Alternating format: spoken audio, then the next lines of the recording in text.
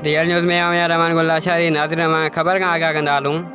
में आज़ादी जे सिलसिले में पाकिस्तान पेटा टेक्सटाइल के टने बागे पारां टन बागो थाने जे अॻियां पाकिस्तान जी क़ौमी झंडे जी परचम कुशाई जी तकरीब थी गुज़री, जंहिंमें पाकिस्तान पेटा टेक्सटाइल के टने बागे जे इदारनि ऐं वर्करनि जिन में शाहजहान समूह, अमीर मारिया मेमण,